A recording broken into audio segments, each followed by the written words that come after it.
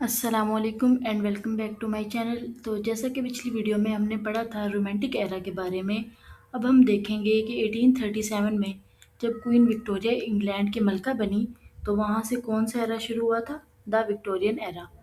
یہ دور جو پچھلا رومانٹک پیریڈ تھا اس سے بالکل چینج تھا، اس کا اپوزٹ تھا۔ رومانٹکس جو تھے وہ پہاڑوں میں سکون ڈھونڈ رہے تھے، لیکن جو وکٹورین لوگ تھے یہ وہاں فیکٹریز لگا کر پیسہ کما رہے تھے، یعنی مٹیریلزم پر فوکس کرتے تھے یہ instead of emotions and feelings. تو اس دور کو ہم دو بڑے نعروں سے سمجھ سکتے ہیں۔ ایک طرف انگلینڈ دنیا کی سب سے بڑی طاقت بن رہا تھا، the empire on which the sun never sets, اور دوسری طرف جو عام لوگ تھے وہ اندر سے ٹوٹ رہے تھے۔ اس دور کی سب سے بڑی پہچان جو تھی وہ تھی سائنس اور ریلیجن کی آپس کی تکرار۔ اس دور میں سوسائٹی میں تب کیا چل رہا تھا اس ایرا میں؟ رائٹرز کو پڑھنے سے پہلے اس کے بارے میں بات کریں گے، پھر ہی پتہ چلے گا کہ رائٹرز کس بارے میں لکھتے تھے۔ Industrial boom and morality. Factories لگنے سے امیر جو تھے وہ تو مزید امیر ہو گئے، لیکن جو غریب تھے ان کی حالت اور زیادہ خراب ہو گئی، مزید غریب ہو گئے۔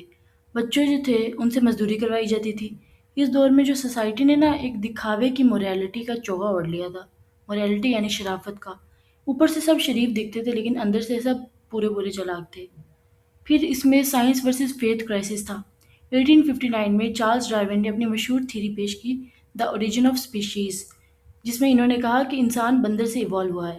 تو اس تھیری پر بھی میں الگ سے ویڈیو بناؤں گی، دیکھنے کے لیے سبسکرائب کریں۔ اس بات نے پورے انگلینڈ کو ہلا کر رکھ دیا تھا، میری اس بات نے نہیں، اس تھیری نے، کہ لوگوں کو مذہب سے جو بھروسہ تھا وہ اٹھنے لگ گیا اور وہ ڈاؤٹ کی دنیا میں چلے گئے۔ پھر اس میں رائٹنگ کیسے چینج ہوئی تھی؟ اس دور میں پوئٹری جو تھی وہ پیچھے رہ گئی تھی، اور لٹریچر کا کنگ جو تھا وہ بن گیا دی ناول۔ لوگ اب لمبی کہانیاں پڑھنا پسند کرتے تھے جو ان کی زندگی کے مسئلوں کو دکھائیں۔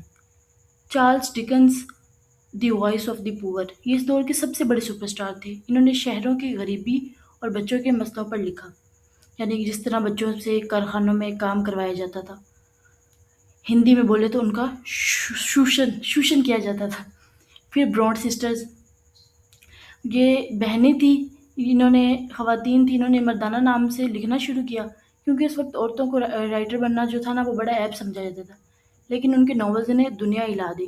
پھر جارج ایلیٹ، یہ بھی ایک عورت تھی جنہوں نے مرد کے نام رکھ کر مڈل مارچ جیسا مہان ناول لکھا جو وکٹورین سوسائٹی کی اصلیت دکھاتا ہے۔ تھامس ہارڈی، یہ اس ایرا کے آخری حصے کے رائٹر تھے۔ ان کا ماننا تھا کہ انسان کی قسمت بہت ظالم ہے اور دنیا میں بھلائی جیت نہیں سکتی۔ پھر Victorian poetry and drama, Alfred Lord Tennyson, یہ اس دور کے پوئٹ لارڈ تھے۔ ان کی شاعری میں اس دور کا وہی شک اور یقین کا جو تھا تکرار وہ دکھائی دیتی ہے۔ رابرٹ براؤننگ، انہوں نے ڈرامیٹک مونولوگ لکھا۔ یہ ایک ایسا سٹائل تھا کہ جس میں ایک کریکٹر بولتا ہے اور اپنے دماغ کے ڈارک سیکرٹس کھول دیتا ہے۔ انہوں نے اس کو بہت مشہور کیا، اس ڈرامیٹک مونولوگ کو۔